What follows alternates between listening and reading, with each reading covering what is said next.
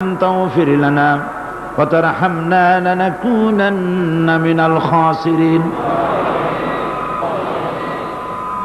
পরওয়ারদিগারে আলম শাহানশাহ রাজাধিরাজ সম্রাটের সম্রাট বিশাল আকাশের জমিনের মালিক আল্লাহ রাব্বুল আলামিন চট্টগ্রামের ইতিহাসের স্মরণকালের কোরআনে কারিমের সর্বশ্রেষ্ঠ মাহফিল নিয়ে কয়েকবার দরুদ সালাম পড়ে তোমার দরবারে আমরা হাত তুলেছি। মেহেরবানি করে দরুদ সালাম টুকুন সোনার মদিনায় নবী পাকের রওজা মুবারকে পৌঁছে দাও। তাম পৃথিবীর মাটির নিচে যত মুমিন মুমিনাত শুয়ে আছেন তাদের আরওয়ার পরে সওয়াব পৌঁছে দাও রব্বুল আলামিন। এই মাহফিলের আয়োজন যারা করেছেন, শোনার জন্য যারা এসেছেন, কিয়ামতের দিন মুসিবতের সময় এ মাহফিল আয় আল্লাহ পাক আমাদের সকলের জন্য নাজাতের জারিয়া বানিয়ে দিও আল্লাহ রাব্বুল আলামিন। এ বিশাল জনসমুদ্র পুলিশের পক্ষে, স্বেচ্ছাসেবক বাহিনীর পক্ষে কারো পক্ষে সম্ভব নয় নিয়ন্ত্রণ করা। আল্লাহ পাক তুমি আপন কুদরতে মাহফিলের নিয়ন্ত্রণের দায়িত্ব নিয়ে নাও রব্বুল আলামিন। এ বিশাল মাহফিল মানুষকে আরাম করে বসে শোনার মতো তৌফিক দান করো। লাইট এবং মাইক সব ওয়া সালামুন আলাল মুরসালিন ওয়ালহামদুলিল্লাহি রাব্বিল আলামিন। জনাব সভাপতি শেখুল হাদিস আল্লামা হযরত মাওলানা শামসুদ্দিন সাহেব মাদ্দাজিল্লাহুল আলী, আজকের মাহফিলের রৌনক বখশ মেহমান শাহী জামে মসজিদের খতিব আওলাদে রসুল হযরত মাওলানা আনোয়ার তাহের আল জাবিরি আল মাদানী আতালাল্লাহু উমরাহু ওয়া বারাকাল্লাহু ফি হায়াতি আমিন। আজকের মাহফিলে উপস্থিত হাজারাত উলামায়ে কেরাম, মজলুম আলেমে দ্বীন হযরত মাওলানা মুফতি ইজহারুল ইসলাম চৌধুরী, আজকের মঞ্চে উপস্থিত বিএনপির জাতীয়তাবাদী দলের সংগ্রামী নেতা জনাব মীর নাসির সাহেব, জনাব গোলাম দস্তগীর সাহেব, জাহাঙ্গীর সাহেব, বিভিন্ন রাজনৈতিক দলের নেতৃবৃন্দ, সমাবেশে আগত ভারত, বার্মা, প্রতিবেশী দেশ থেকে আগত, বাংলাদেশের বিভিন্ন জেলা থেকে আগত সম্মানিত প্রিয় ভাইয়েরা, পর্দার আড়ালের সম্মানিত মা এবং বোনেরা, সুপ্রিয় সাংবাদিক বৃন্দ, আসসালামু আলাইকুম ওয়া রাহমাতুল্লাহি ওয়া বারাকাতুহু। মহান আল্লাহ রব্বুল ইজ্জত ওয়াল জালাল তার দরবারে লাখো কোটি শুকর আদায় করি যে মহান আল্লাহ তাবারক ওয়া তাআলা কোরআন শরীফের এ বিশাল মাহফিল, গোটা বিশ্বে কোরআন শরীফ তাফসীরের সর্বশ্রেষ্ঠ মাহফিল চট্টগ্রাম ইসলামী সমাজ কল্যাণ পরিষদ কর্তৃক আয়োজিত চট্টগ্রাম আউটার স্টেডিয়ামে এ বিশাল জনসমুদ্রে আমরা শরীক হতে পেরে আল্লাহ পাকের দরবারে নত শিরে শুকরিয়া জ্ঞাপন করছি, পড়ছি আলহামদুলিল্লাহ। মহব্বতের সংসা আদায় করে নিলাম। তিনি দয়া করে সমস্ত ষড়যন্ত্রের জালকে আপন কুদরতে টুকরা টুকরা করে ছিন্ন ভিন্ন করে ইসলামের বিজয়, কোরআনের বিজয় চট্টগ্রামবাসীর গলায় বিজয়ের মালা পরিয়ে দিয়েছেন। আল্লাহ পাক কোরআন শরীফের মধ্যে ইরশাদ করেছেন ইউরিদুনা লিইউতফিউ নূরাল্লাহি বিআফওয়াহিহিম ওয়াল্লাহু মুতিম্মু নূরিহি ওয়ালাউ কারিহাল কাফিরুন। ওরা চায় মুখের ফু দিয়ে আমার ইসলামের আলোকে নির্বাপিত করে দেবে। আমি বুঝতে পারছি মাইকে অসুবিধা হচ্ছে, ধৈর্য ধরুন, ধৈর্য ধরুন। মাইকের অপারেটর সংশ্লিষ্ট ব্যক্তিবর্গ ব্যবস্থা করবেন। আপনারা শুধু আল্লাহকে বলেন তিনি যেন দয়া করে মাইকের আওয়াজ সর্বত্র তার গোলামদের, বান্দা বান্দীদের শোনার জন্য সুযোগ করে দেন। ধৈর্য ধরতে হবে। তারপরেও বলে রাখি, কোন এলাকার মানুষ যদি শুনতে নাও পারেন, আল্লাহ না করুন শুনতে নাও পারেন, লক্ষ লক্ষ মানুষ শুনতেছে, তার ডিস্টার্ব করবেন না। অসংখ্য রেকর্ড হচ্ছে, tape recorder, audio video, CD VCD হচ্ছে, ঘরে বসে শুনতে পারবেন। যদি আজকে কেউ মাহরুম হন, আল্লাহ যেন কাউকে মাহরুম না করেন, বলেন আমিন। ডিস্টার্ব করবেন না, শুনলে ডিস্টার্ব করবেন। আল্লাহ পাক তৌফিক দান করুন ধৈর্য ধরা, বলি আমিন। মাইকের কাজে নিয়োজিত ব্যক্তিবর্গ, আপনারা ঘুরে ঘুরে কষ্ট করে খোঁজ খবর রাখেন কোথায় মাইক হাত উঁচু করে যেখানে মানুষ হাত নাড়ে, সেই সব এলাকায় কি হয়েছে চোখ রাখুন এবং ব্যবস্থা গ্রহণ করুন। তো আল্লাহ পাক বলছেন ওরা চায় মুখের ফু দিয়ে শুনতে পারবেন। থামেন, শুনতে পারবেন, অপেক্ষা করেন। আল্লাহ পাক বলছেন মুখের ফু দিয়ে ওরা আমার আলোকে নির্বাপিত করতে চায়, কিন্তু আমার আলোকে তারা নির্বাপিত করতে পারবে না। আমি আমার দ্বীনকে পূর্ণতা দান করব। জোরে বলেন আলহামদুলিল্লাহ। কবি বলছেন সতে জাকা রহা হ্যায় अज़ल से ताइम रोज, सते जाका रहा है अज़ल से ताइम रोज, चरागे मुस्तफा भी से शरारे बुलाबिस। সেই আবহমান কাল থেকে শুরু করে মুহাম্মদ সাল্লাল্লাহু আলাইহি সাল্লামের চেরাগকে, ইসলামের আলোকে নিভিয়ে দেওয়ার জন্য আবু জাহেলের গোষ্ঠীরা চিরকাল চেষ্টা করেছে। আল্লাহ পাক তাদের এই বাতিলের সৃষ্ট টর্নেডো, গর্কি, জলোচ্ছ্বাস, ঘূর্ণিঝড়কে সবকিছু উপেক্ষা করে মুহাম্মদ সাল্লাল্লাহু আলাইহি সাল্লামের ইসলামের, আল্লাহর ইসলামের চেরাগকে, বাতিকে জ্বালিয়ে রেখেছেন। জ্বলছে, জ্বলবে, কিয়ামত পর্যন্ত কেউ নিভাতে পারবে না।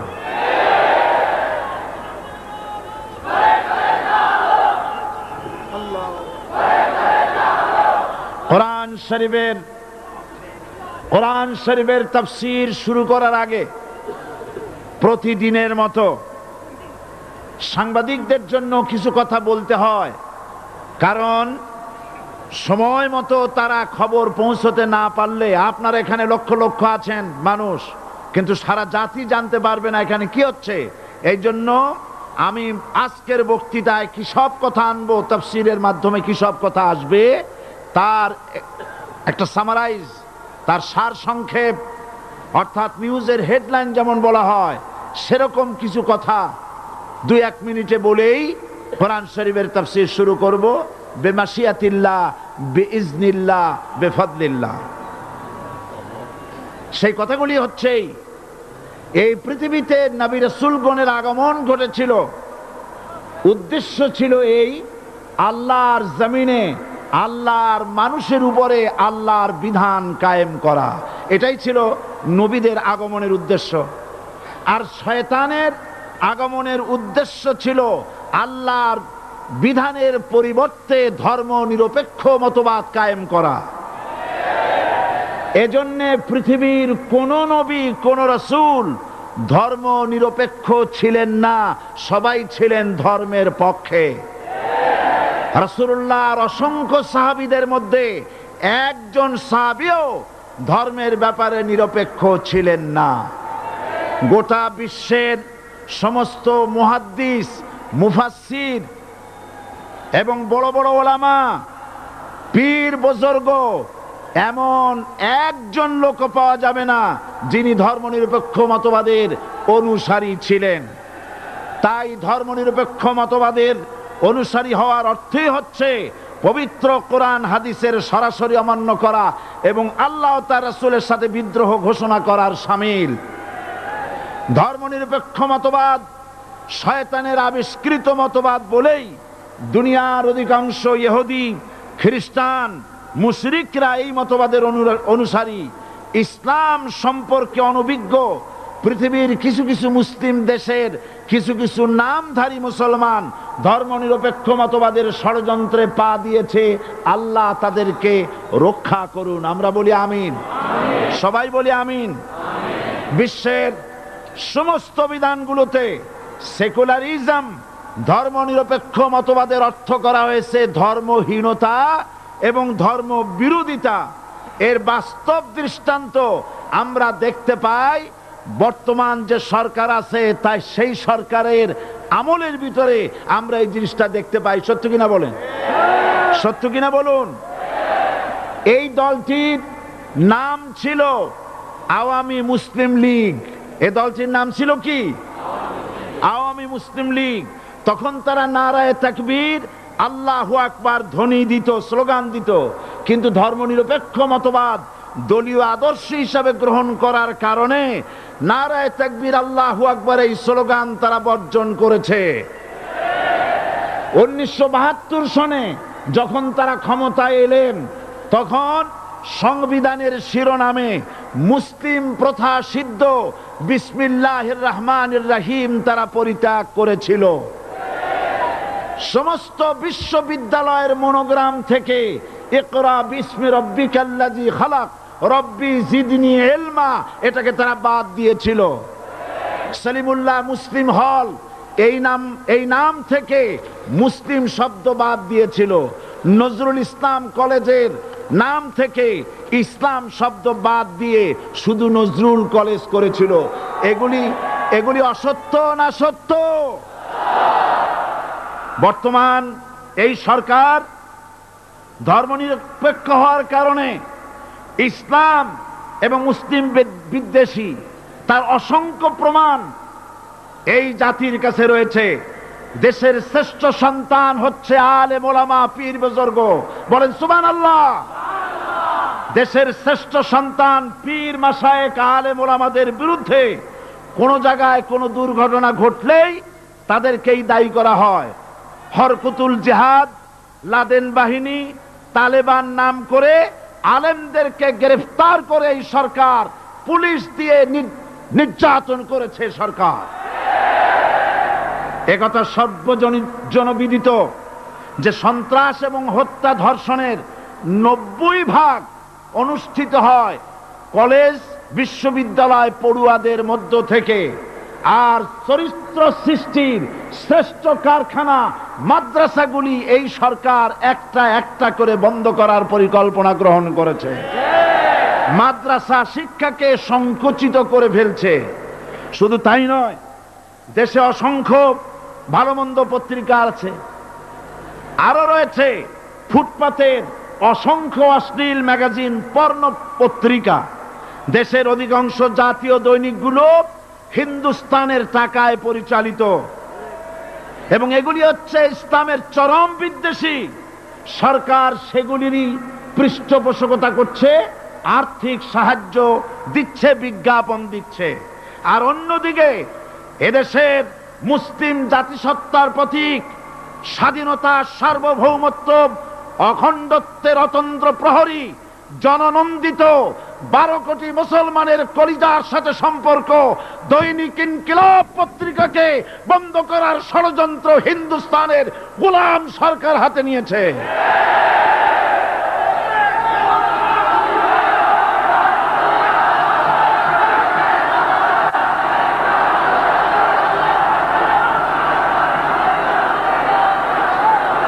সরকার বস্তুনিষ্ঠ সাংবাদিকতায় ভয় পায়, ইসলামের পক্ষে কথা লিখলে ভয় পায়। এজন্য তারা দৈনিক ইনকিলাব এবং তার পরিবারের গায়ে হাত দেওয়ার প্রস্তুতি নিয়েছে। দৈনিক ইনকিলাবের সম্পাদকের গায়ে যদি হাত দেওয়া হয়, ইনকিলাব যদি বন্ধ করে দেওয়া হয়, সারা বাংলাদেশ অচল হয়ে যাবে।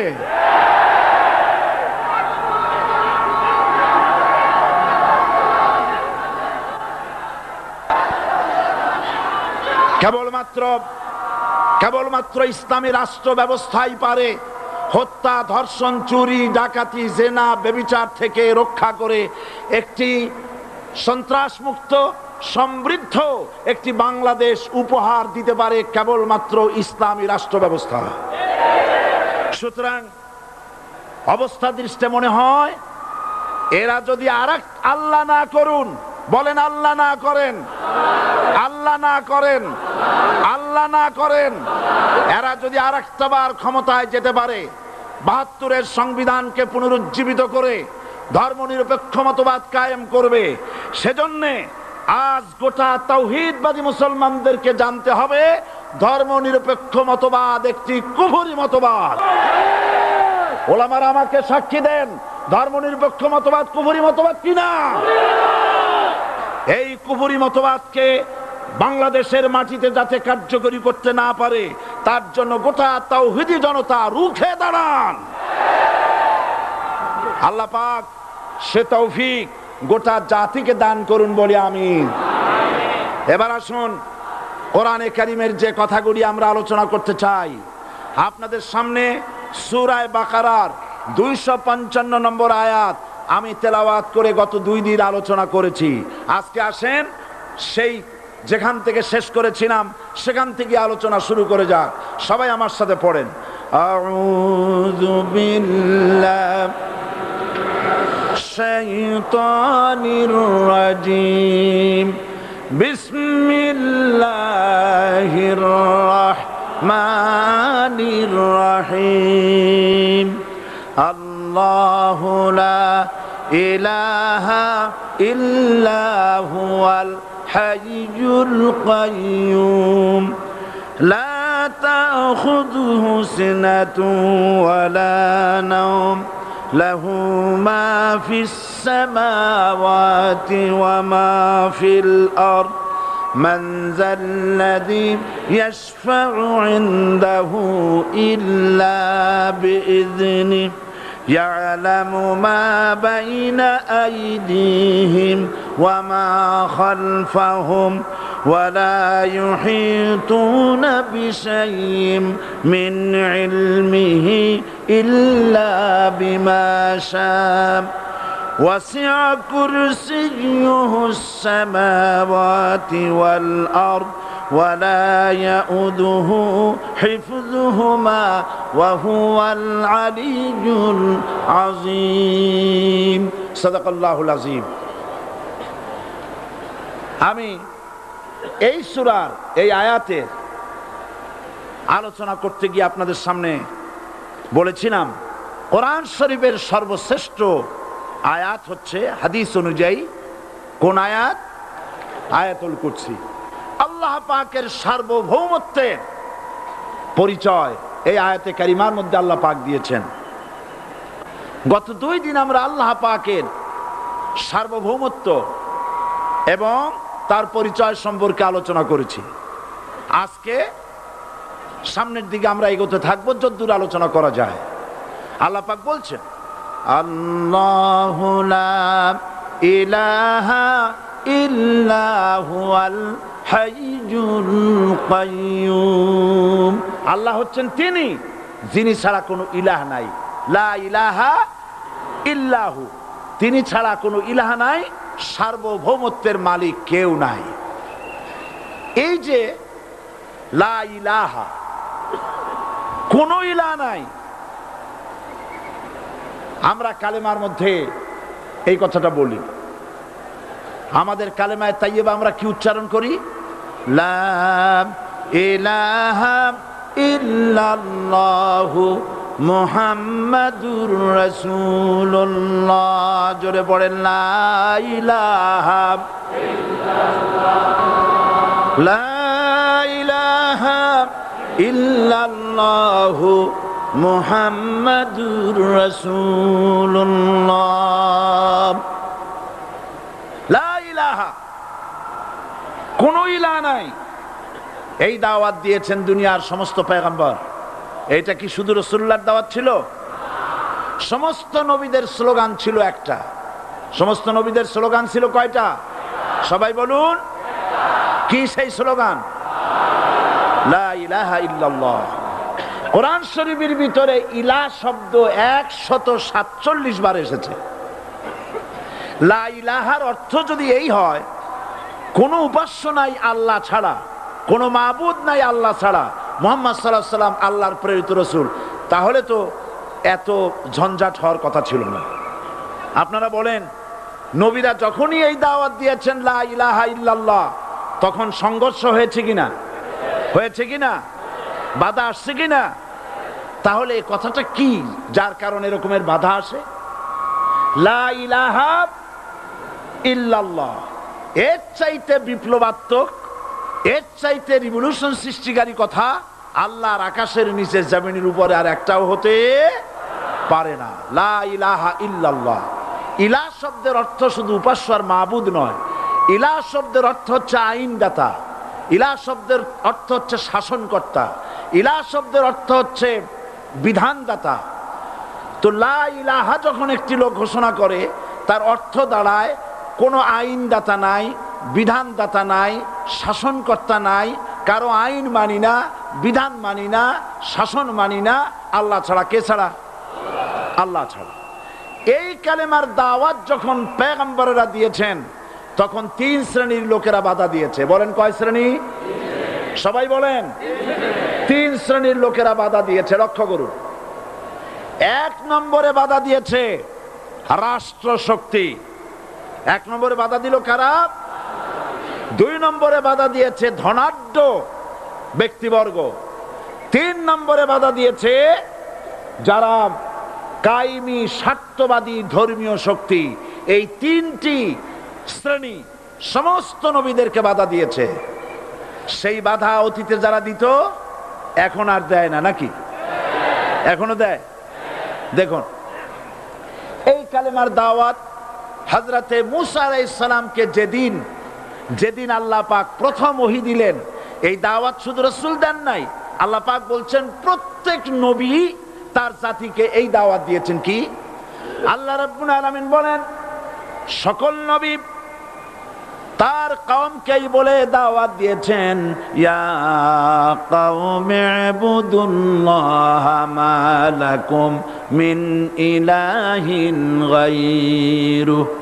হে সম্প্রদায়, আল্লাহ ছাড়া কোনো ইলাহ নাই, তার ইবাদত করো, তারই দাসত্ব করো, তার গোলামি করো। আল্লাহ পাক মূসা আলাইহিস সালামকে যখন নবুয়াত দিলেন, প্রথম যে ওহী এলো, প্রথম ওহীটাই ছিল ইন্নানি আনাল্লাহ লা ইলাহা ইল্লা আনা ফা'বুদনি ওয়া আকিমিস সালাতা লিযিকরি। নিশ্চয়ই আমি আল্লাহ, আমি ছাড়া কোনো ইলাহ নাই, আইনদাতা নাই, বিধানদাতা নাই। সুতরাং আমার দাসত্ব করো এবং আমার শরণার্থে নামাজকে প্রতিষ্ঠা করো। মূসা আলাইহিস সালামকে আল্লাহ পাক ওহী দিয়ে তাকে পাঠালেন। কোথায় পাঠালেন? আল্লাহ পাক বলেন, ইযহাব ইলা ফিরআউনা ইন্নাহু তাগাব। গোটা কওম নাফরমান, আল্লাহর আইন কেউ মানছে না। গোটা কওমের কাছে না পাঠাইয়া আল্লাহ পাক সর্বপ্রথম মূসা আলাইহিস সালামকে দাওয়াত নিয়ে কার কাছে পাঠালেন? ফেরাউনের কাছে। কারণ ফেরাউন হচ্ছে রাষ্ট্রশাসক। ফেরাউন কি? রাষ্ট্রশাসক। টিলা, নিচের পানি পাহাড়ের উপরে যায় না, উপরের পানি না নিচের থেকে উপরে যায়? উপরে পানি নিচে আসে। সুতরাং দেশ যারা চালায়, এই লোকগুলি যদি ভালো হয়, গোটা দেশ ভালো হয়। আর সমস্ত মানুষটা যদি, রাষ্ট্র যিনি পরিচালনা করেন, এই লোকগুলি যদি খারাপ হয়, গোটা দেশ খারাপ হতে বাধ্য। এই জন্য আল্লাহ পাক বলছেন, সর্বপ্রথম তুমি ফেরাউনের কাছে যাও এবং এই কালেমার দাওয়াত দাও। হযরতে মূসা আলাইহিস সালাম ফেরাউনের কাছে গেলেন আর দাওয়াত দিলেন, ফেরাউন পড়ে নাও লা ইলাহা ইল্লাল্লাহ। একটি কথা আপনাদের মনে রাখতে হবে, দুনিয়ার কোন ফেরাউন, কোন নমরুদ, কোন সাদ্দাত, কোন হামান কেউ বলে নাই যে আমি আল্লাহ, আমি রাজ্জাক, আমি খালেক, আমি পৃথিবীর সৃষ্টি করেছি। কথা কেউ বলেছে? কেউ বলে নাই। কি বলেছে তারা? ফেরাউন বলেছে মা আলিমতু লাকুম মিন ইলাহিন গায়রি, আমি তো জানি না আমি ছাড়া আরো কোনো ইলাহ আছে, এ কথা আমার জানা নাই, সুতরাং আমি হচ্ছি ইলাহ, আর তুমি বলছো লা ইলাহা। তার মানে হচ্ছে ওই সময় পয়গম্বরেরা, আল্লাহর নবীর সাহাবীরা তারা জানতেন যে আমরা কিসের দাওয়াত দেই, আর যারা শুনতো তারাও বুঝতো কিসের দাওয়াত শুনতেছি। আজ আমার দেশে একই কালেমার দাওয়াত দেওয়া হয়, কিন্তু মানুষেরা বুঝতে পারে না কি শুনতেছি। ভাষা জানার ব্যাপারে, বোঝার ব্যাপারে হলো আসল বিষয়। এটা বুঝাতে গিয়ে আমি মাঝে মধ্যে একটা দৃষ্টান্ত দেই এভাবে। একজনের একটা রেশনের দোকান ছিল, সেই দোকানে তার একটা ময়না পাখি ছিল, আর ময়না পাখিকে কথা শেখানো যায় সেটা তো আপনারা জানেন। জি, ময়নাকে শিখায়েছে যে লাইন করুন, এক এক করে আসুন। ময়না এই কথা শিখেছে। সকালবেলায় যখন রেশনের দোকানে ভিড় পড়ে গেছে, তখন ওই পাখি খাঁচার মধ্যে বসে বলছে লাইন করুন, এক এক করে আসুন। একদিন খাঁচার দরজা খোলা পেয়ে পাখি উড়ে গিয়ে গাছের ডালে বসেছে। আশেপাশে যত পাখি ছিল তারা চিন্তা করলো এই রকমের পাখি তো কখনো দেখি নেই। ময়না তো দেখতে কাকের মতো না, শালিকের মতো না, দেখতে একটা ভিন্ন রকম। ওরা এসে চতুর্দিক থেকে এই নবান্ত, এই যে নতুন এসেছে, ওরে ঠোকরানো শুরু করেছে চতুর্দিক থেকে। ঠোকরানি খেয়ে ময়না বলতেছে লাইন করুন, এক এক করে আসুন। এখন ময়না তো বোঝে না যে কি বলতেছি, আর যে পাখিরা ঠোকরাচ্ছে তারাও তো বোঝে না যে কি শুনতেছি। ময়না যদি বুঝতো যে আমি কি বলি, সবাই মিলে ঠোকরায়, তাই জান বাঁচে না। লাইন করে ঠোকরাইনি তো কলজে যাবে, সব ঠোঁটে ঠোঁটে চলে আসে, বোঝে নাই। আমাদের অবস্থা তাই হয়েছে। এই যে আপনারা এখানে দাঁড়ায়ছেন কেন? যারা যেখানে দাঁড়ায় বসা মানুষেরা অনুরোধ করে বসায় দেন। এত বড় বিশাল মাহফিলে আপনি দাঁড়ায়া কোন মানুষকে কষ্ট দিবেন না, জায়েজ নাই। মুসলমানদেরকে কষ্ট দেওয়া কবিরা গুনাহ। বুঝতে পেরেছেন? যে যেখানে দাঁড়িয়েছে আপনারা বসা মানুষেরা তাদেরকে বসায় দেন। এত বড় বিশাল মাহফিলে আপনি দাঁড়ায়া কোন মানুষকে কষ্ট দিবেন না, জায়েজ নাই। মুসলমানদেরকে কষ্ট দেওয়া কবিরা গুনাহ। বুঝতে পেরেছেন? যে যেখানে দাঁড়িয়েছে আপনারা বসা মানুষেরা তাদেরকে বসায় দেন। সুতরাং এই কালেমার দাওয়াত যখন হযরতে মূসা আলাইহিস সালাম দিলেন, ফেরাউন বলল আমি তো জানি না যে আমি ছাড়া আরো কোন ইলাহ আছে, আইনদাতা তো আমি, তুমি নতুন কোথা থেকে আইনদাতা নিয়ে আসছো? ফেরাউন বলছে দেখো, আমারে বাদ দিয়া যদি অন্য কাউকে ইলাহ বলে তুমি মানো, আর সেই শিক্ষা যদি যে জাতিকে দাও, তাহলে আমি তোমাকে ধরে লাআজআলান্নাকা মিনাল মাসজুনিন, আমি তোমাকে কারারুদ্ধ করব, আমি তোমাকে জেলখানায় ঢুকিয়ে দেব। রাষ্ট্রশক্তি প্রথম বাধা দিল কারা? বলেন সবাই। সেই বাধা কি ওখানে শেষ হয়েছে না এখনো আছে? আছে কিনা জোরে বলেন। আমি তোমাকে জেলখানায় ঢুকাবো। হযরতে মূসা আলাইহিস সালাম বলেন ফেরাউন রে, জেলের ভয় আমি করি না, আমাকে জেলের ভয় দেখায়া লাভ নাই। আমি আল্লাহ পাকের পয়গম্বর হযরতে মূসা আলাইহিস সালাম। ফেরাউনের দলবল আছে, লোক লস্কর আছে, তার অস্ত্রের অভাব নাই। আল্লাহ রাব্বুল আলামিন মূসা আলাইহিস সালামের কাছে একটা অস্ত্র দিয়া দিলেন। দিছিলেন কিনা? দিছিলেন কিনা? আল্লাহ পাক হযরত মূসা কি বলেছেন? ওয়া মা তিলকা বিয়ামিনিকা ইয়া মূসা, মূসা রে তোমার হাতে ওটা কি? মূসা আলাইহিস সালাম বললেন এটা লাঠি। আল্লাহ পাক বললেন ফেলে দাও লাঠি। লাঠি ফালায় দিলেন, কি হয়ে গেল? হিয়া হাইয়াতুন তাসআ, লাঠি হয়ে গেল। এখন লাঠি পড়ে সাপ হয়ে গেল। সাপ দেখে নবী হোক, ওলি হোক, সাহাবী হোক আর আলেম হোক, সাপ দেখলে ভয় করে না মানুষের? মুসা আলাইহিস সালাম ভয় পাইছে। আল্লাহ রাব্বুল আলামিন হযরত মুসাকে শোনায় দিলেন, খুযহা ওয়ালা তাখাফ সানুঈদুহা সিরাতাহাল উলা, খোঁজ, ধরো, লা তাখাফ, ভয় পেও না। আল্লাহ বলছেন ধরো, ভয় পেও না। ধরার সঙ্গে সঙ্গে স্বাভাবিক অবস্থায় ফিরে আসবে, আবার লাঠি হয়ে যাবে। এখন আল্লাহ বলছেন ধরো, মুসা আলাইহিস সালাম কি ভয় পাওয়া উচিত হবে? উচিত হবে? মুসা আলাইহিস সালাম কি ভয় পাইছিলেন? কারণ হচ্ছে এই দুশমনের শক্তিটা খুব বড়ই দেখা যায়, মনে হয় যেন অনেক বড়, কি জানি কি। আল্লাহ পাক বলছেন ইন্না কাইদাশ শায়তানে কানা দাঈফা, শয়তানের চক্রান্ত যতই তুমি মনে করো অনেক ষড়যন্ত্রের জাল বিস্তার হয়ে আছে, আল্লাহ কয় কিছুই না, দাঈফা, অত্যন্ত দুর্বল।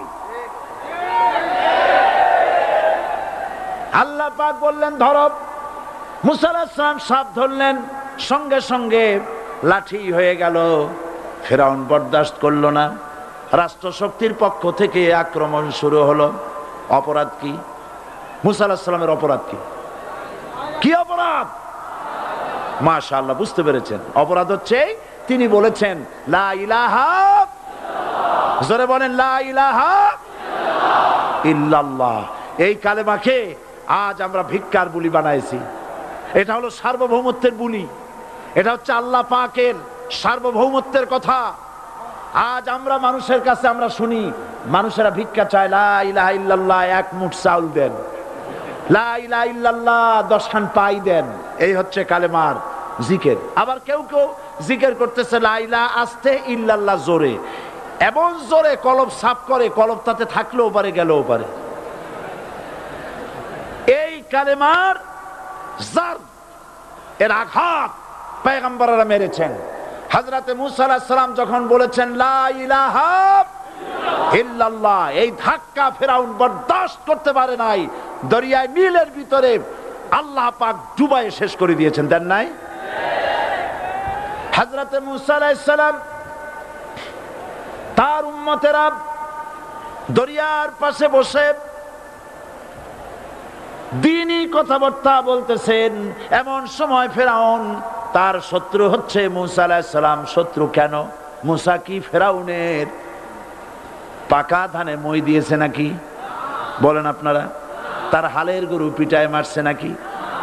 অপরাধ হলো তিনি আল্লাহর জমিনে আল্লাহর আইন প্রতিষ্ঠার কথা বলেছেন।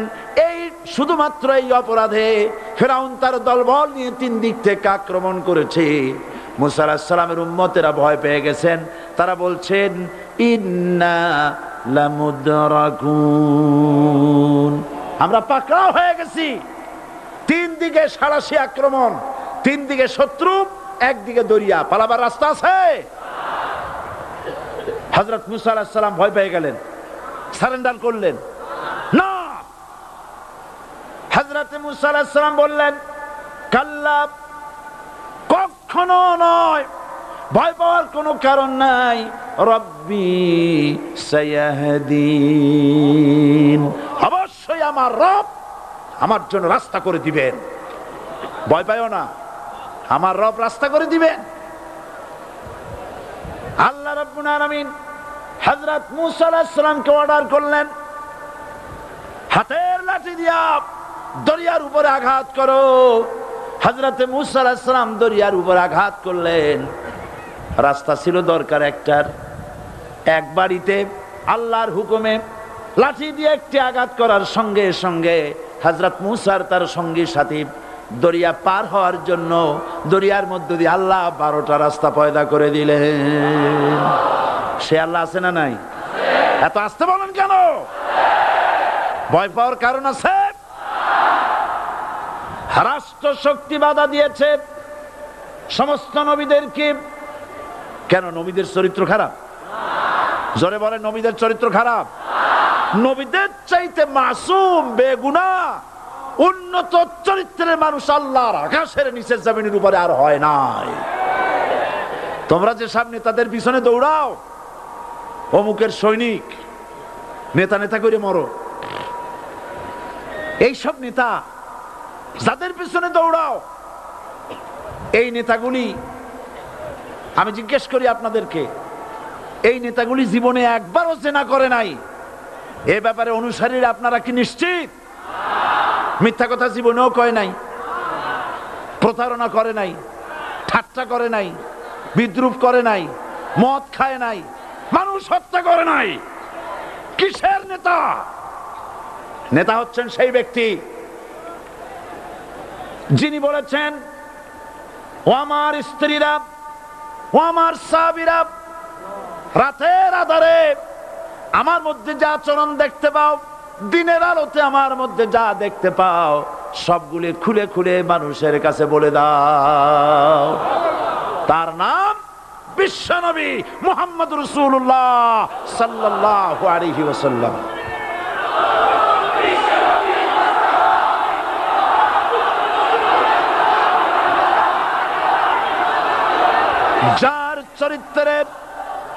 যার চরিত্রের সার্টিফিকেট আল্লাহ রাব্বুল আলামিন নিজে দিচ্ছেন, ওয়া ইন্নাকা লাআলা খুলুকিন আযীম। নবী হে, উন্নত চরিত্রের উপরে আপনি প্রতিষ্ঠিত। সুবহানাল্লাহ। কে সার্টিফিকেট দিচ্ছেন? আযীম, আযীম। আরবিতে চওড়াকে বলা হয় আরিদ, গভীরতাকে বলা হয় আমিক। কত প্রশস্ত, যা মাপার কোনো ফিতা নাই, কত গভীর, যা মাপার কোনো যন্ত্র নাই, এইটাকে আরবিতে বলা হয় আজিম। সুবহানাল্লাহ বলতে ইচ্ছে করে না? ও নবী, তোমার চরিত্র এমন যা মাপার মতো যন্ত্র পৃথিবীতে নাই। এই সার্টিফিকেট দিলেন কে? সমস্ত নবীরাই চরিত্রবান, নবীরা মাসুম বেগুনাহ। সুবহানাল্লাহ বিহামদিহি। সেই নবীরা মার খান নাই? খেয়েছেন কিনা বলেন? কারা মেরেছে? রাষ্ট্র শক্তি। কারা মেরেছে? কারণ নবীরা বলেছেন লা ইলাহা ইল্লাল্লাহ। পড়েন সবাই, লা ইলাহা ইল্লাল্লাহ। আপনিও যদি নবীদের মতো, সাহাবীদের মতো বুঝা এই কলেমার দাওয়াত দেন, বাধা আসবেই। বোঝাবুঝির ব্যাপার, বুঝতেই সারলো। কত মাহফিল হয় বাংলাদেশে, হয় না? কোনো বাধা নাই, ঠিক কিনা? কত পূজা হয়, পার্বণ হয়, গান হয়, থিয়েটার হয়, গুণগার বিবির গান হয়, কত কিছু হয়। কোনো বাধা আছে? তাফসীরের মাহফিলে বাধা। কারণ ওরা বুঝতে পেরেছে এ তাফসীরের মাহফিলে গাজীর গীত হয় না, এ তাফসীরের মাহফিলে আল্লাহর সার্বভৌমত্ব কায়েমের আন্দোলন চলে।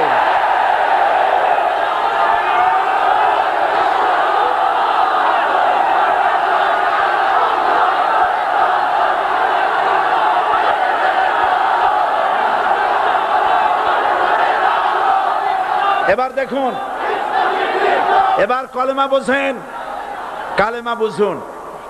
বঙ্গভবনের সামনে দাঁড়াইয়া, গণভবনের সামনে দাঁড়িয়ে আপনি যদি কালেমার জিকির করতে থাকেন, লা ইলাহা ইল্লাল্লাহ, লা ইলাহা ইল্লাল্লাহ, লা ইলাহা ইল্লাল্লাহ, লা ইলাহা ইল্লাল্লাহ, 2-1 ঘন্টা, 2-4 ঘন্টা, দেখবেন অফিসাররা এসে বলবে, না জানি কোন খাজা বাবা আসছে, আসেন আসেন, নিয়ে খাইতে দেবে, হাদিয়া দেবে।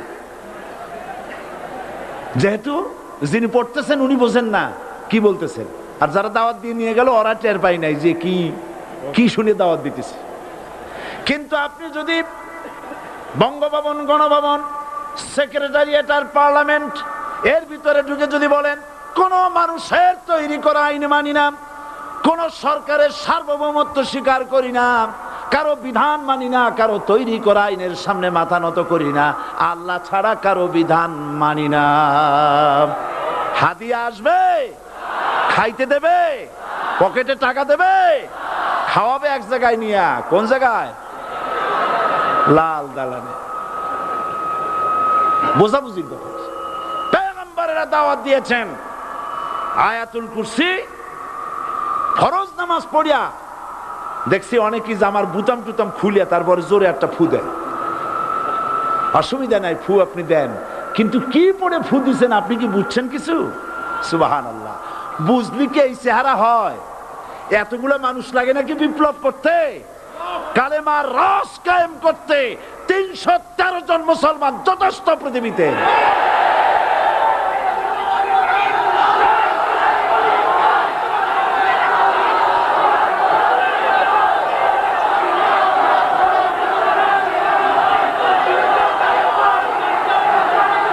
আল্লাহ পাক কোরআনে কারীমের মধ্যে আল্লাহ পাক বলেছেন এমন একজন নবী পাঠাই নাই।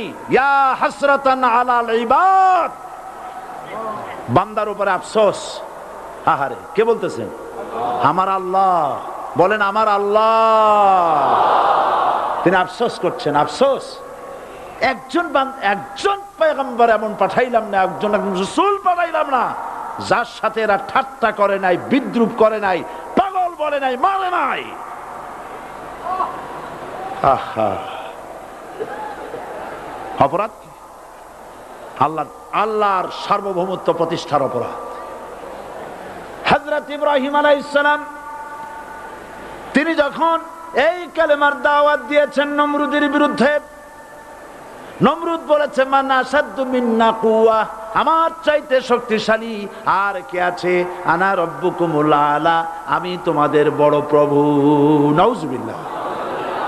কই থেকে একটা তুমি বলছো লা ইলাহা ইল্লাল্লাহ, আমি তো ইলাহ। হযরত ইব্রাহিম আলাইহিস সালামকে কালেমার দাওয়াত পেশ করার অপরাধে অগ্নিকুণ্ডের ভিতরে ফালাবার ব্যবস্থা হয়ে গেছে। আল্লাহ পাক সব ঘটনা কোরআনে বলে দিয়েছেন কিনা বলেন? কেন বললেন এই সমস্ত কথা? এই জন্য বলেছেন ফেরাউন মরে যাবে, নমরুদ মরে যাবে, কিন্তু তাদের প্রেতাত্মারা যুগে যুগে তারা বেঁচে থাকবে। আগুনের ভিতরে ফালাবার ব্যবস্থা হয়েছে। আল্লাহ পাক বলে দিয়েছেন আমার রাস্তায় যদি চেষ্টা করো, জিহাদ করো, আমার সাহায্য তোমরা পাবে। ওয়া কানা হাক্কান আলাইনা নাসরুল মুমিনিন, মুমিনদেরকে সাহায্য করা আমি আল্লাহর জন্য ওয়াজিব। সুবহানাল্লাহ বলবেন না? আলহামদুলিল্লাহ বলবেন না? আমার জন্য ওয়াজিব মুমিনদেরকে সাহায্য করা। ইব্রাহিম আলাইহিস সালামকে আগুনে ফালানো হচ্ছে। হযরত জিবরাইল বলেন ইব্রাহিম তোমাকে আগুনের ভিতরে ফালানো হতেছে, আমার কাছে সাহায্য চাও, আমি তোমারে বাঁচায় দেব। হযরত ইব্রাহিম আলাইহিস সালাম তিনি বললেন জিবরাইল আমার পরীক্ষা চলতেছে, আমাকে ডিস্টার্ব করো না, আমি তোমার কাছে সাহায্য কেন চাইব? আমি তো এমন কোন অন্ধ আল্লাহর ইবাদত করি না যিনি তার বান্দার দুঃখ দুর্দশা নিজের চোখে না দেখেন। পরীক্ষা পাস করছে না? পাস করছেন কিনা? হযরত ইব্রাহিম বলেন শোনো জিবরাইল, আমি যদি আগুনের ভিতরে পড়ে যাই আর আগুনে পুড়ে যদি ভস্ম হয়ে যায়, আমার আল্লাহ যদি এতে খুশি হন, তাহলে আমি আমার রব্বুল আলামিনকে খুশি করার জন্য এভাবে 1000 বার পড়তে আমি রাজি আছি। ইব্রাহিম আলাইহিস সালাম আগুনের ভিতরে পড়ে গেলেন। আল্লাহ রাব্বুল আলামিন আগুনের প্রতি নোটিশ করে দিলেন ইয়া নারু কুনি বারদাও ওয়া সালামান আলা ইব্রাহিম, আগুন আমার ইব্রাহিমের জন্য শান্তিদায়ক ঠান্ডা হয়ে যা।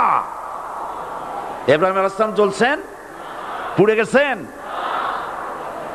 নমরুদ তার প্রাসাদের ছাদে বসে ইব্রাহিম আলাইহিস সালামের পোড়া দৃশ্য দেখে আনন্দ করবে, আগুনের দিকে তাকায় দেখে ইব্রাহিম আরামে বসে আছেন। পোড়া তো দূরের কথা, জামাও পরে নাই। ও ডাক দিয়া বলে রে আগুন, গোটা জাতি নিয়ে তোর পূজা করলাম, আমার দুশমন কেন জ্বালাইতে পারিস না? তোর জ্বালানো শক্তি কি নষ্ট হয়ে গেছে নাকি? আগুনের ভিতর থেকে আওয়াজ বেরিয়ে এলো, নমরুদ, আমার ভিতরে দাহ্য শক্তি, জ্বালানো শক্তি আছে কি নাই যদি প্রমাণ করতে চাও, টেস্ট করতে চাও, তুই নিজে আয়, তোরে সুদ্ধা তাম দুনিয়া জ্বালাই দিতে পারি, ইব্রাহিমের এক গাছা পশম জ্বালাইতে পারি না। বিশ্বকবি আল্লামা ইকবাল কি সুন্দর করে বলেছেন, আজ ভি হো জু ইব্রাহিম কা ইমা पैदा आग कर सकती है एक अंदाज़े गुलिस्तां पैदा।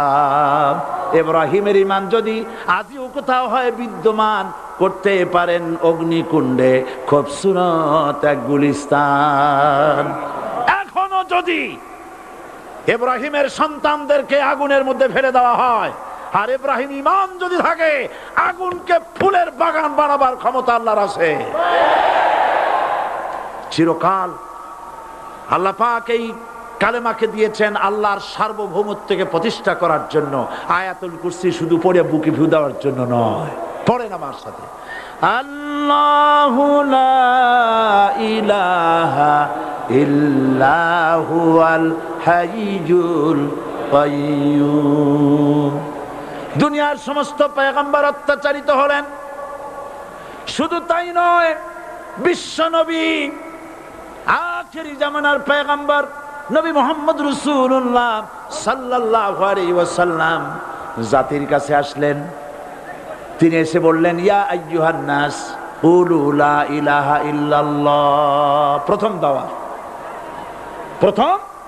দাওয়া শুনছেন কথা?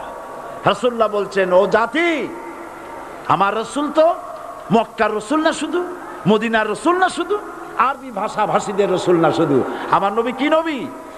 চিল্লায় বলেন।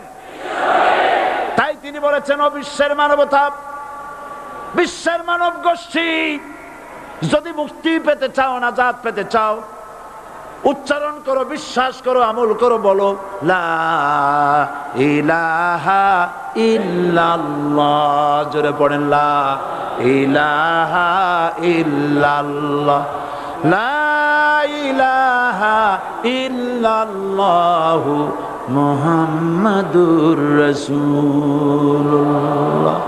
আবু জাহেল বুঝছিল কলেমার অর্থ? কথা বলেন না কেন? আবু জাহেল বুঝছিল? উতবা, সাইবা, মুগিরার গোষ্ঠীরা বুঝছিল? বুঝেছে। তারপরে তারা চিন্তা করলো যে সর্বনাশ তো করছে, লা ইলাহা, কোন ইলাহ নাই, আইনদাতা নাই, বিধানদাতা নাই, তাহলে আমরা কি ঘরে বসে বসে কি করব? উনি নতুন একজন ইলাহ নিয়ে আসছে, আল্লাহ ছাড়া কোন ইলাহ নাই, তাহলে আমাদের কাজটা কি?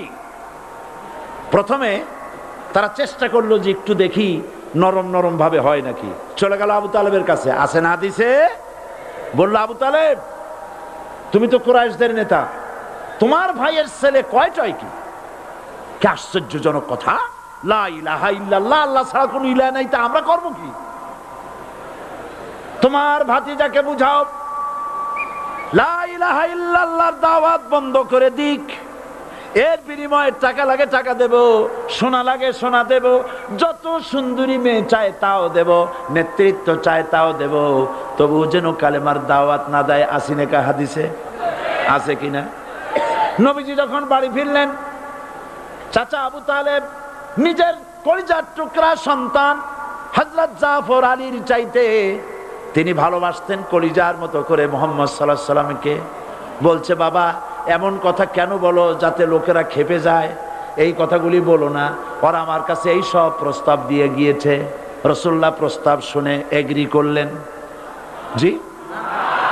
আমার নবী বলেন, ও আমার চাচা আবু তালেব, প্রস্তাবকারীদেরকে শুনিয়ে দিন।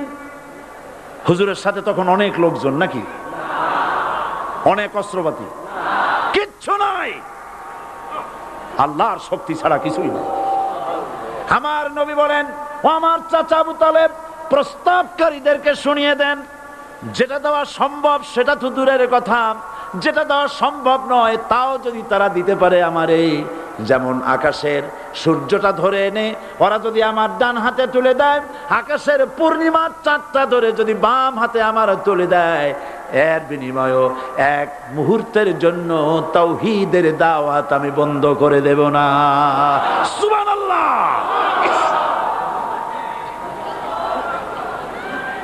রাসূল করিম সাল্লাল্লাহু আলাইহি ওয়াসাল্লাম তাদের এই প্রস্তাবকে যখন গ্রহণ করলো না, কাফেরেরা বুঝলো। আমি আগেই বলেছি 3 শ্রেণীর লোক বাধা দিয়েছে। কয় শ্রেণী? প্রথম শ্রেণী কি? রাষ্ট্র শক্তি, তাদের হাতে অস্ত্রপাতি তো খুব শক্তি। আর যারা একবার ক্ষমতায় যায়, ওরা মনে করে এই ক্ষমতা থেকে আমাদেরকে কেউ নামাইতে পারবে না। বিংশ শতকের শ্রেষ্ঠ মুজাদ্দিদ আল্লামা সৈয়দ আবুদুল্লাহ মওদুদী রাহমাতুল্লাহ আলাইহি তিনি এক জায়গায় লিখেছেন, স্বৈরাচারীরা তার পতনের সমস্ত ছিদ্র বন্ধ করে, কিন্তু একটা ছিদ্র বন্ধ করতে পারে না। মনের ভুলে সে ছিদ্রটা থেকেই যায়, যেই ছিদ্র দিয়ে আসলে তার পতনটা হবে। ক্ষমতায় গিয়ে মনে করে চিরকাল ক্ষমতায় থাকবো। ভারতের প্রধানমন্ত্রী পণ্ডিত জওয়াহরলাল নেহেরু রাঁচি পাগলাগারদে গিয়েছেন, মেন্টাল হসপিটাল। পাগলেরা নেহেরুকে দেখে আশ্চর্য হয়ে গেছে, এত সুন্দর মানুষ, মাথায় কিস্তি টুপি, গায়ে শেরওয়ানি, মুসলমানি ড্রেসই আলাদা। যদিও তিনি হিন্দু ছিলেন, পরেছেন মুসলমানি ড্রেস। শেরওয়ানি কাদের পোশাক? কাদের পোশাক? হাতে ছড়ি নিয়ে হাঁটা, স্টাইল করে, সুন্দর পাজামা, সুন্দর টুপি, সুন্দর সাজসজ্জা করে, মুসলমানদের ড্রেস। এই ড্রেস পরে তিনি গিয়েছেন, সবসময় যে ড্রেস তিনি পরতেন। পাগলেরা জিজ্ঞেস করছে, তুমি কে গো? উনি বলছেন, আমারে চেনো নাই? আমি ভারতের প্রধানমন্ত্রী পণ্ডিত জওয়াহরলাল নেহেরু। পাগলেরা বলছে, ও সেই কথা। আমরাও যখন এই হসপিটালে আসছিলাম, এই তোমার মতো লম্বা লম্বা কথা আমরাও বলছি। থাকো আমাদের সাথে কিছুদিন, তোমার মাথাও ঠান্ডা হয়ে যাবে। ক্ষমতায় যারা থাকে, ক্ষমতার মোহে চতুর্দিকে অন্ধকার দেখে, মনে করে আমার পতন আর হবে না। কিন্তু তোমাকে বধিবে যে গোকুলে বাড়ি শেষে। গাড়ির চাকা সব সময় উপরে থাকে না। গাড়ির চাকা সব সময় উপরে থাকলে গাড়ি তো চলবেই না। গাড়ির চাকা ঘোরে বলেই তো গাড়ি চলে। সুতরাং এই উপরে তোমার চাকা উপরে এখন আছে বলে, তোমার দলের চাকা উপরে আছে বলে যারা মানুষের উপরে জুলুম করছো, আলেমদেরকে ধরতেছো, মুসল্লিদেরকে ধরে ধরে জেলে ঢুকাচ্ছ, সময় আসবে এমন ইন্দুরের গর্ত পাবানা পালাবার জন্য।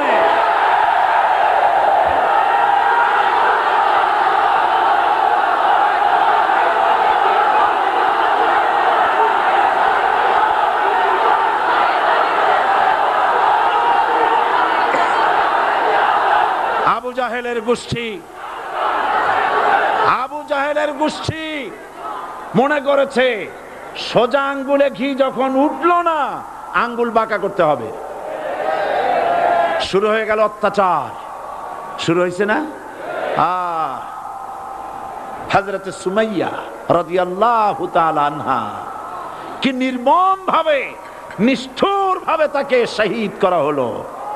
খাব্বাব, হুবাইব, হযরতে খাব্বাব রাদিয়াল্লাহু তাআলা আনহুকে দেখে হযরত ওমর একদিন বলছিলেন, খাব্বাব তোমার পিঠে এত গর্ত কেন?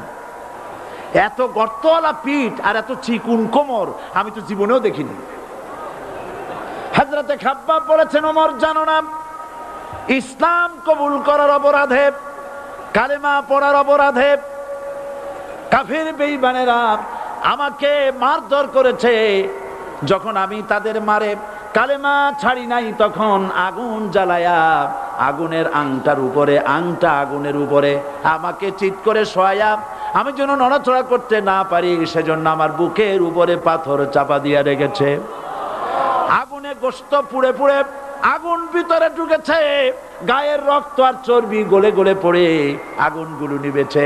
ওই পিঠে যে গর্ত হয়েছে আজও পর্যন্ত সেই গর্ত মিটে যায় নাই। হযরতে খাব্বাব রাদিয়াল্লাহু তাআলা আনহু বলছেন, বুখারী শরীফে হাদিসে ভাবে এসেছে, ওয়ান খাব্বাব বিনুল আরিত রাদিয়াল্লাহু তাআলা আনহু আন্নাহু ক্বাল শাকাউনা ইলা রাসূলিল্লাহ সাল্লাল্লাহু আলাইহি ওয়াসাল্লাম ওয়া হুয়া মুতাওয়াসসাদুন বুরদাতুন লাহু ফি জিল্লিল কাবা। আমি গেলাম রাসূলুল্লাহর কাছে, যে দেখি হুজুর বাইতুল্লাহ শরীফের ছায়ায় আরাম ফরমাচ্ছেন। আমি কাছে গিয়া বললাম, আলা তাস্তানসিরু লানা আলা তাদউ লানা ইয়া রাসূলুল্লাহ, হে রাসূল আপনি কি আমাদের জন্য দোয়া করবেন না? আপনি কি আমাদের জন্য আল্লাহর কাছে সাহায্য প্রার্থনা করবেন না? মার খেয়ে খেয়ে তো শেষ হয়ে গেলাম। শুনতেছেন আপনারা? আল্লাহর নবী উঠে বসলেন, বললেন, খাব্বাব শোনো, তোমাদের আগে যারা এই পৃথিবীতে এসেছিলেন দ্বীনের দাওয়াত দেওয়ার জন্য, সমকালীন রাষ্ট্র শক্তি তাদেরকে ধরতো, ফায়ুখাজুর রাজুলু ফায়ুহফারু লাহু ফিল আরদ, তার জন্য তারে ধরে নিয়ে মাটির মধ্যে গর্ত করত, ফায়ুজআলু ফিহা, এরপরে সেই গর্তের ভিতরে তাকে কোমর পর্যন্ত গেড়ে দিত। সুম্মা ইউতা বিল মানশার, এরপরে করাত আনা হতো, ফায়ুদাউ আলা রাসিহি, এরপরে করাতটা মাথার উপরে রাখা হতো, ফায়ুজআলু নিসফাইন, এরপরে করাত দিয়া চিরে চিরে জীবিত মানুষটাকে দ্বিখণ্ডিত করে ফেলে দিত। মা ইয়াসুদ্দুহু যালিকা আন দীনি, এত কষ্ট দেওয়ার পরেও, এত জুলুম করার পরেও দ্বীনের দায়ীদেরকে এক চুল পরিমাণ আল্লাহর রাস্তা থেকে তারা সরাই দিতে পারে নাই। ওয়াল্লাহি, ও খাব্বাব, আমি আমার আল্লাহর নামে কসম করি। মুসলমান কে কসম করতেছে? আল্লাহ রাসূল। আমি আমার আল্লাহর নামে কসম করি, ওয়াল্লাহি লা ইউতাম্মান্নাল্লাহু হাযাল আমর হাত্তা ইয়াসির রাকিবু মিন সানা ইলা হাজরামাউত।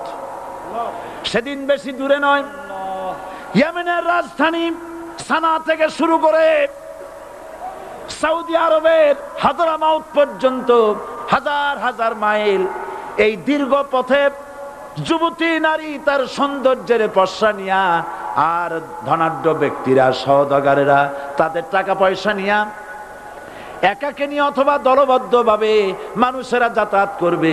লা ইয়াখাফু ইল্লাল্লাহ, মানুষের মনের মধ্যে কোনো ভয় থাকবে না। এমন একটা সময় আসবে, ওয়ালাকিন্নাকুম তাস্তাজিলুন, অথচ তোমরা বড্ড তাড়াহুড়ো করছো। তাড়াহুড়ো করো না, অপেক্ষা করো, ধৈর্য ধরো, মার খাও, জেলে যাও, শহীদ হও, আল্লাহর রাজ কায়েম হবেই হবে।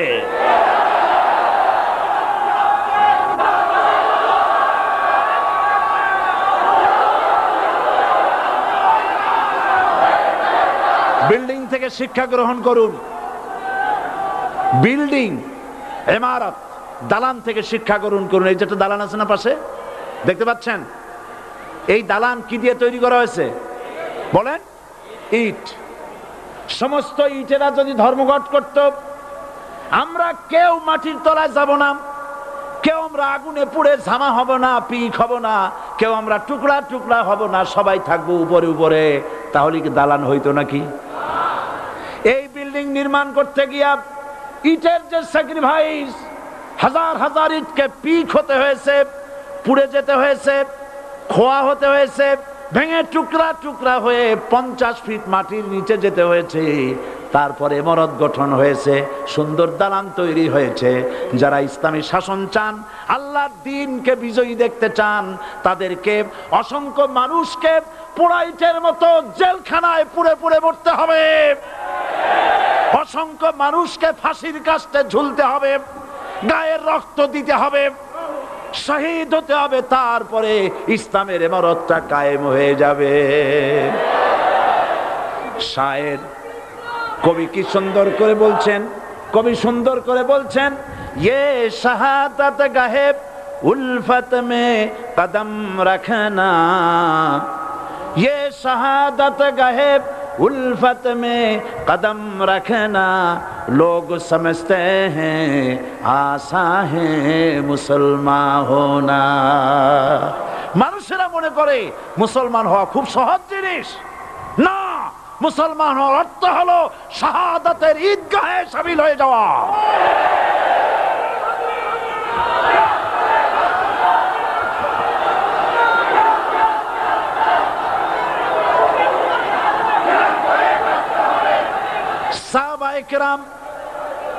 সাহাবায়ে কেরাম মার খেলেন, এবার স্বয়ং আল্লাহর নবীর গায়ে হাত তুলল। আবু জাহেল এসে হুজুরকে মারলেন, গলায় চাদর দিয়া এমন জোরে টান মেরেছে রাসূলুল্লাহ পড়ে গিয়েছেন। হাদিসে এসেছে হুজুরের চোখ মোবারক ঠিকরে পড়ে যেতেছে, চেহারা মোবারক লাল হয়ে গিয়েছে, জমিনের উপরে আছাড় মেরে ফেলেছে। রাসূলের এই অবস্থা দেখে হযরতে হামজা তখনও কাফের ছিলেন, শিকার থেকে এসে তিনি এই দৃশ্য দেখলেন, দাসীর মুখে শুনলেন, ছুটে চলে গেলেন আবু জাহেলের বাড়িতে। যায় বলে, আবু জাহেল রে, তুই মুহাম্মদ সাল্লাল্লাহু আলাইহি ওয়াসাল্লাম মেরেছিস, বল কেন মারলি? এমন ভালো মানুষ তো জীবনেও চোখে দেখি নাই, যিনি কোনো মিথ্যা কথা বলেন না, ভালো ভালো কথা বলেন, এক আল্লাহর গোলামি করার জন্য বলেন। এই সব ভালো কথা বলার জন্যই তুই তারে মারলি নাকি? আরে আবু জাহেল, তুই কি মনে করেছিস মুহাম্মদ সাল্লাল্লাহু আলাইহি ওয়াসাল্লাম তার পিতা আব্দুল্লাহ মারা গেছে বলে মুহাম্মদ সাল্লাল্লাহু আলাইহি ওয়াসাল্লাম এতিম হয়ে গেছে মনে করেছিস নাকি? জেনে রাখ, মুহাম্মদ সাল্লাল্লাহু আলাইহি ওয়াসাল্লামের পিতা আব্দুল্লাহ মারা গেছে, কিন্তু চাচা হামজা তো মরে যায় নাই। হাতের ধনুক দিয়া এমন জোরে আঘাত মারলেন, আবু জাহেলের মাথা ফেটে রক্ত ফিনকি দিয়ে বেরিয়ে এলো। হযরতে হামজা ঘরে ফিরে এসে রাসূল করিম সাল্লাল্লাহু আলাইহি ওয়াসাল্লামের মস্তক মোবারক কোলে উঠায় নিলেন আর বললেন, বাবা, তোমাকে মেরেছে বলে আমি আবু জাহেলের মাথাটা ফাটায় দিয়ে আসছি, তুমি খুশি হও। হুজুর বলছেন, চাচা, কার মাথা ফাটাইছো এইটা বলে আমারে খুশি করতে পারবা না। হযরতে হামজা বলেন, তুমি কি হলে খুশি হবে?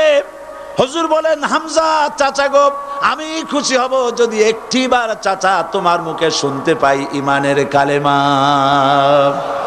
হযরতে হামজা বলেন, মুহাম্মদ সাল্লাল্লাহু আলাইহি ওয়াসাল্লাম, আমি বুঝতে পেরেছি তুমি কোনো সাধারণ মানুষ নও। সাধারণ মানুষ হলে পরে তুমি প্রতিশোধে বিশ্বাসী হতে, খুশি হতে। প্রতিশোধে বিশ্বাসী হও নাই, তুমি অবশ্যই আল্লাহর নবী, কোনো সন্দেহ আমার নাই। তুমি সাক্ষী থাকো, আমি পড়ে নিলাম, লা ইলাহা ইল্লাল্লাহু মুহাম্মাদুর রাসূলুল্লাহ। জোরে পড়ে, লা ইলাহা ইল্লাল্লাহু মুহাম্মাদুর রাসূলুল্লাহ। ঘাবড়াবার কারণ নাই। এর অর্থ এই নাই যে আপনারা কালেমার দাওয়াত দিবেন আর রাষ্ট্রশক্তি আপনারে পিটাইতেই থাকবে, আপনার কোনদিন আপনার সুদিন ফিরে আসবে না। বিষয়টা কি এমন না। আমার আল্লাহর ওয়াদা শুনুন, ওয়ালা তাহিনু ওয়ালা তাহজানু ওয়া আনতুমুল আলাউনা ইন কুনতুম মুমিনিন। মুমিন যদি হও, আমি তোমাদেরকে বিজয় দান করব। সুবহানাল্লাহ বলেন। আজ যদি আমাদের উপরে বিপদ এসে থাকে, তাহলে তার একমাত্র কারণ পূর্ণাঙ্গ ঈমানের অভাব আমাদের মধ্যে রয়েছে, ঠিক কিনা? আজ পৃথিবীতে সব থেকে মার খায় কারা?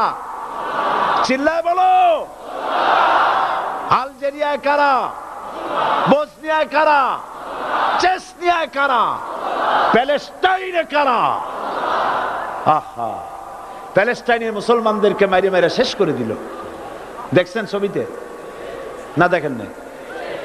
প্যালেস্টাইনের মুসলমানদের যে কে যখন মারা হচ্ছে, বাংলাদেশের প্রধানমন্ত্রী তখন আমেরিকায় ক্লিনটনের সঙ্গে কথা বলতেছেন। তিনি ক্লিনটনের কাছে তার পিতৃ হত্যার জন্য দায়ী সাজাপ্রাপ্ত 3 জন ব্যক্তিকে ফেরত চাচ্ছিলেন। আমার দৃষ্টিতে এটা কোনো অপরাধ নয়। সন্তান তার পিতার প্রতি আকর্ষণ থাকবেই। আমার আপত্তি সেখানে আপনি প্রধানমন্ত্রী শুধু শেখ পরিবারের প্রধানমন্ত্রী নন, শুধু আওয়ামী লীগের প্রধানমন্ত্রী হওয়া উচিত নয় আপনার। আপনি পৃথিবীর দ্বিতীয় বৃহত্তম বাংলাদেশের 12 কোটি মুসলমানের প্রধানমন্ত্রী। পিতৃ হত্যার আসামি ফেরত চাইলেন, কিন্তু বিল ক্লিনটনের আশ্রয় প্রশ্রয় লালিত পৃথিবীর অসভ্য জাতি সন্ত্রাসী ইহুদিরা প্যালেস্টাইনের মুসলমানদেরকে পাখির মতো গুলি করে হত্যা করছে, আপনি কেন এর জবাব চাইলেন না?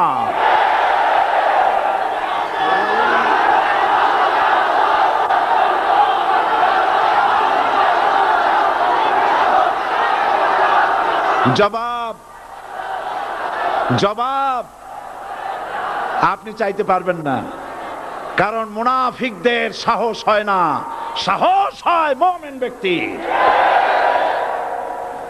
বিল ক্লিনটনকে বলা দরকার ছিল, এই ইসরায়েলকে তোমরাই বসিয়েছো, মধ্যপ্রাচ্যের বিষ ফোড়ায় পরিণত করেছো তোমরা।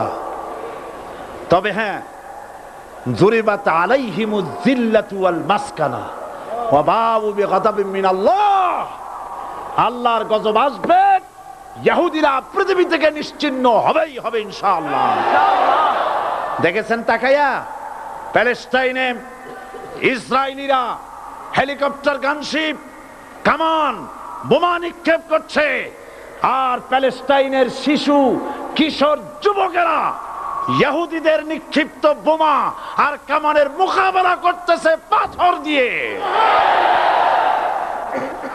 আমি আমার অন্তরের অন্তঃস্থল থেকে ধন্যবাদ জানাই, মোবারকবাদ জানাই খালিদ বিন ওলীদের উত্তরসূরি, খাব্বাব খোবাইবের উত্তরসূরি প্যালেস্টাইনের ওই সব যুবকদেরকে যারা কাফের বেঈমান ইহুদিদের মোকাবেলা করতেছে ইট আর পাথর দিয়ে। আর আমি আমার অন্তরের অন্তঃস্থলের সমস্ত ঘৃণা দিয়ে আমি ধিক্কার জানাই পৃথিবীর মুসলিম শাসকদেরকে, যারা মুসলমানদের মার দেখে চুপ করে যারা বসে আছে।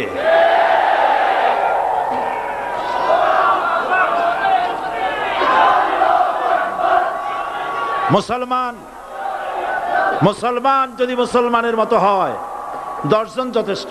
কয়জন যথেষ্ট? কোথায় আছে কথা? আল্লাহ পাক কোরআন শরীফের মধ্যে বলেছেন, একজন যদি হও ইমানদার মুত্তাকি 10 জনের উপরে বিজয়ী হবে, 10 জন যদি হও 100-এর উপরে বিজয়ী হবে, 100 যদি হও 1000-এর উপরে বিজয়ী করব। জোরে বলেন সুবহানাল্লাহ। কবি বলতেছেন, ফিজায়ে বদরে পয়দা কুন ফেরেশতে তেরি নুসরত কো উতার সকতে গর্দু সে কতর অন্দর কতর আবি। বদরের মুসলমানদের মতো ঈমান আনো, তাহলে আকাশ থেকে কাতারে কাতারে ফেরেশতা নাজিল করে দিয়ে আল্লাহ পাক তোমাদেরকে সাহায্য করবেন। সুবহানাল্লাহ। সে আল্লাহ আছে না নাই? জোরে বলেন, আছে না নাই?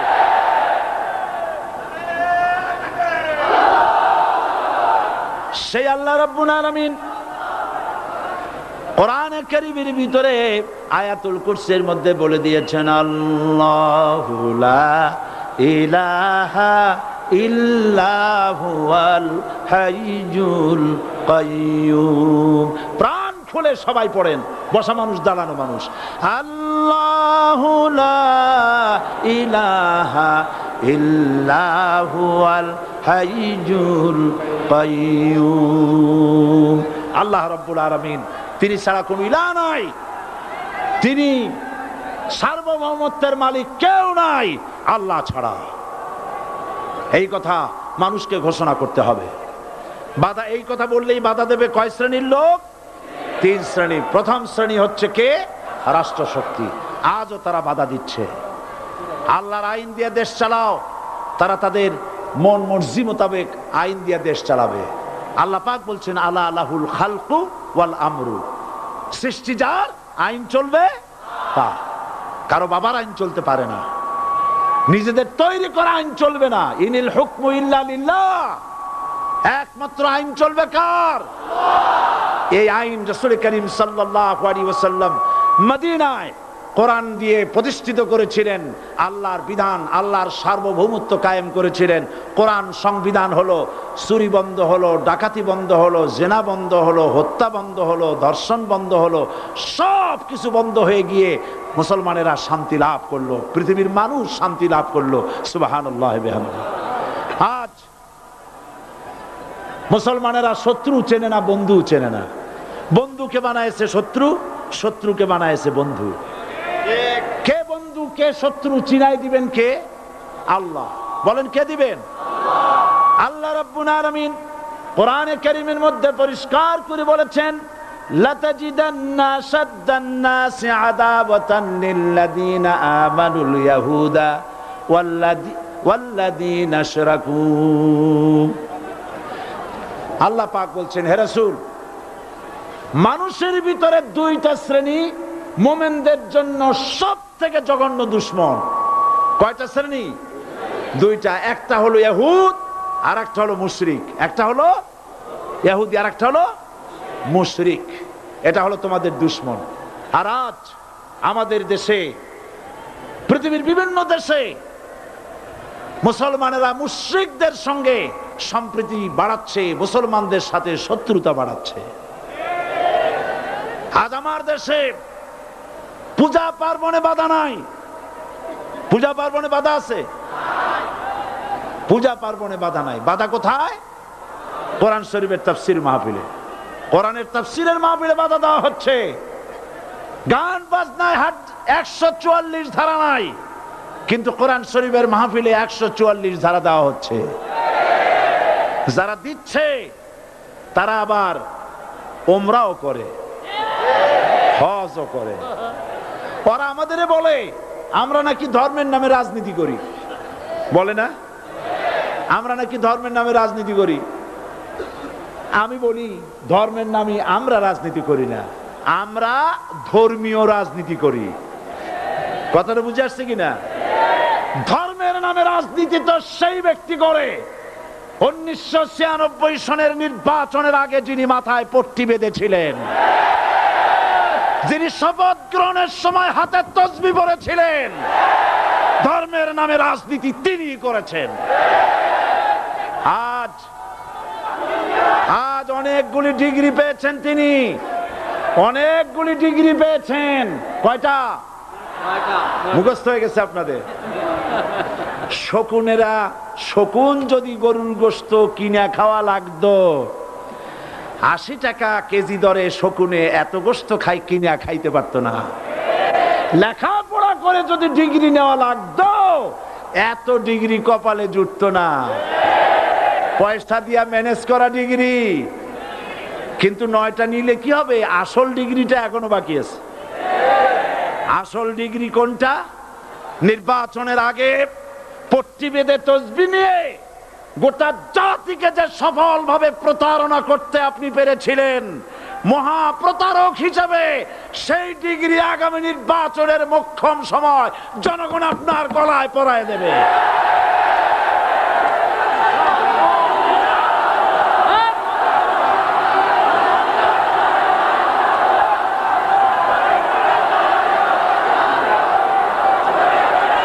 সুতরাং ধর্মের নামে রাজনীতি নয়, আমরা ধর্মীয় রাজনীতি করি। আমরা এই কোরআনের রাজনীতি করি। এই কোরআন নিয়ে বাঁচতে চাই, এই কোরআন নিয়ে মরতে চাই। এই কোরআন থেকে আমাদেরকে বিচ্ছিন্ন করতে চায় কাফের, বেঈমান, মুশরিকেরা। ও আমার জাতি, কোরআন থেকে যারা বিচ্ছিন্ন করতে চায়, তোমরা কি তাদের বিরুদ্ধে জিহাদের জন্য প্রস্তুত থাকবে?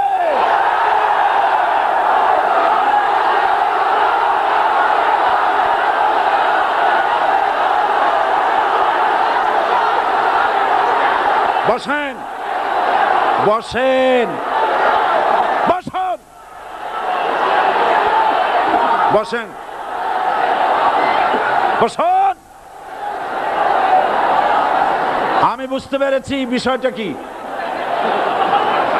আসরের পরের থেকে বসা তো, সুযোগ পাইয়া খাড়া হইয়া কোমর সোজা করলেন। বসেন, সবাই বসেন। কোমর সোজা হয়ে গেছে, বসেন। এত বড় মাহফিল, জীবনে আর একটা পাবো নিশ্চয়তা আছে কি? জোরে বলেন, আছে? আজ আমাকে কথা বলতেই হবে ইনশাআল্লাহ, কারণ আগামীতে আবার আপনাদের সাথে দেখা হবে কিনা আমি জানি না। কথা বলতেই হবে। বসেন, কেউ দাঁড়িয়ে থাকবেন না। আমি দেখতে পাচ্ছি বাংলাদেশের ভাগ্য আকাশে উত্তর গগনে কালো মেঘ জমা হয়েছে, ঝড়ের পূর্বাভাস লক্ষ্য করছি। যদি মোকাবেলা করতে না পারেন সক্ষম ভাবে, এমন অন্ধকার গাঢ় কালো অমাবস্যার রাত আসতে পারে যার সুবে সাদেক হওয়া অসম্ভব। সুতরাং আপনারা কি কাপুরুষের মতো কাফের মুশরিকদের গোলামি করে মরতে চান?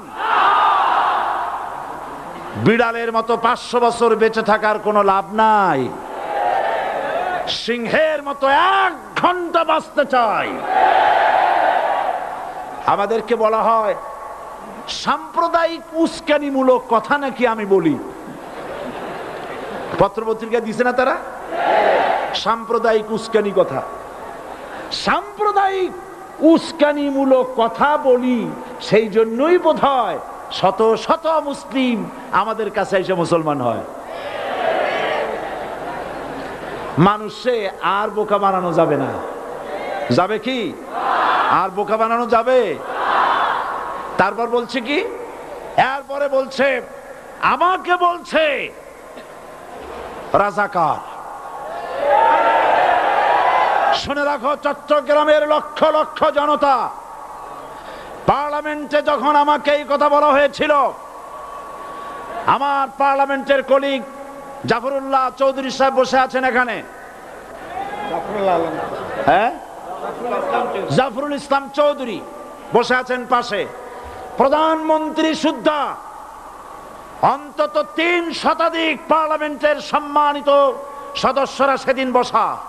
1997 সনের বাজেট বক্তৃতা যখন আমি করতেছিলাম, ডক্টর কুদরতে খোদা, নাম রাখছে কুদরতে খোদা, আসলে গজবে খোদা। এই লোকটি নাস্তিক, ইসলামের চূড়ান্ত দুশমন। তার প্রণীত শিক্ষা ব্যবস্থার যখন সমালোচনা করছিলাম, ট্রেজারি বেঞ্চ থেকে আমাকে বলা হলো রাজাকার।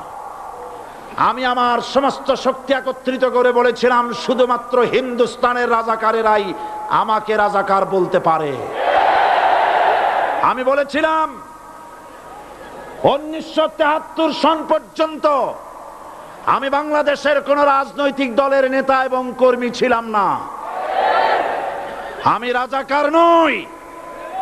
আমাকে রাজাকার বলে যদি তাকেও প্রমাণ করতে না পারে 10 কোটি টাকার মানহানি মামলা দায়ের করব। আমার এই বক্তব্য সারা দুনিয়া শুনেছে। পার্লামেন্টে আমার এই বক্তব্য রেকর্ড হয়ে আছে। সেদিন 3 শতাধিক পার্লামেন্ট মেম্বারের কেউ আমার চ্যালেঞ্জ গ্রহণ করেন নাই। যে কোনো ব্যক্তি পার্লামেন্টে গিয়ে আমার বক্তৃতা দেখে আসতে পারেন। এরপরে 1997 সনের 7ই অক্টোবর দৈনিক জনকণ্ঠ পত্রিকা যখন আমার বিরুদ্ধে লিখলো, সেই পত্রিকায় সাইদির ওপেন চ্যালেঞ্জ 8ম পাতা, 1997 7ই অক্টোবর, এত বড় 2 কলামে হেডিং। সেখানে আমি বলেছি বাংলাদেশের সকল সাংবাদিক, গোয়েন্দা বিভাগ, বাংলাদেশের সকল বুদ্ধিজীবীকে আমি আমার পিরোজপুরে আমন্ত্রণ করছি। আমার উপস্থিতিতে যদি কেউ প্রমাণ করতে পারে বাংলাদেশের স্বাধীনতা যুদ্ধের বিরুদ্ধে আমার কোনো ভূমিকা ছিল, সজ্ঞানে স্বেচ্ছায় জাতীয় সংসদের সদস্য পদ থেকে পদত্যাগ করব। 3 বছর পার হয়ে গেছে, আজ পর্যন্ত কেউ এই চ্যালেঞ্জের মোকাবেলা করে নাই। সুতরাং আমাকে যারা রাজাকার বলবে তারা পিতৃ পরিচয়হীন অবৈধ সন্তান। 1971 সনের, শোনো মুসলমানেরা, 1971 সনের কোন কাদা সাইদির গায়ে লাগে নাই। আমাকে রাজাকার বলে জনগণ থেকে বিচ্ছিন্ন করবা, জনগণ থেকে আমারে বিচ্ছিন্ন করা যাবে না। কারণ এই জনগণ আমার জন্য আসে না, এই জনগণ আসে আল্লাহর কোরআনের জন্য।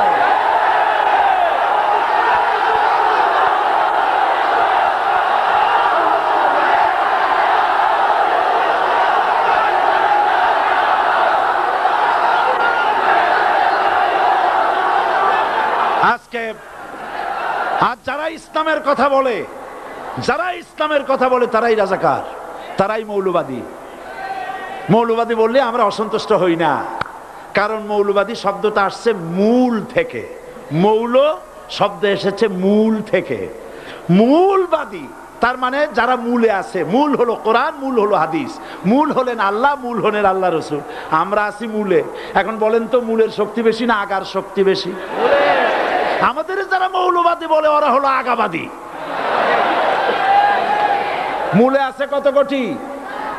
12 কোটি। মূলে আছে কত কোটি? আর আমাদের যারা মৌলবাদী বলে ওই থাকো গাছের আগায়, আমরা মূলে। লাভালাভি বেশি করবা না, 12 কোটিতে গাছের গোড়া আসতে নানা দেবে, মামু বাড়ি দিল্লি গিয়ে পড়বা, বাংলার জমিনে জায়গা হবে না। এ কথা বিশ্বাস করো।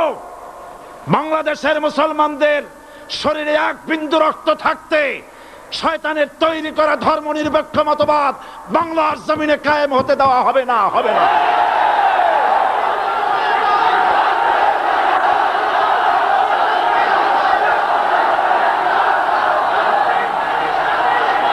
রাসূল করিম সাল্লাল্লাহু আলাইহি ওয়াসাল্লাম কোরআন প্রতিষ্ঠার জন্য আন্দোলন করেছিলেন। আয়াতুল কুরসি আমাদের সে কথাই শিখেছে। আল্লাহ রাব্বুল আলামিন বলেন, আল্লাহু লা ইলাহা ইল্লা হুয়াল হাইয়ুল কাইয়্যুম। প্রাণ খুলে পড়েন, আল্লাহু লা ইলাহা ইল্লা হুয়াল হাইয়ুল কাইয়্যুম। আল্লাহ হচ্ছেন তিনি যিনি ছাড়া কোনো ইলাহ নাই, আইনদাতা নাই, বিধানদাতা নাই। আমরা মানুষের তৈরি করা আইন মানি না। 12 কোটি মুসলমানের দেশে আইন তৈরি করবে মানুষ, আমরা মানব না। পার্লামেন্টে তৈরি হতে হবে কোরআন দিয়ে, পার্লামেন্টে আইন তৈরি হতে হবে কোরআন দিয়ে। সুতরাং ভয় যতই পান আর যতই ষড়যন্ত্র করেন, 4 দল যখন একত্রিত হয়েছে, ঐক্যবদ্ধ থাকবে, সরকার ঐক্যবদ্ধভাবে গঠন হবে, নির্বাচন ঐক্যবদ্ধভাবে হবে এবং কোরআন হবে, আল কোরআনের পার্লামেন্ট হবে বাংলাদেশে।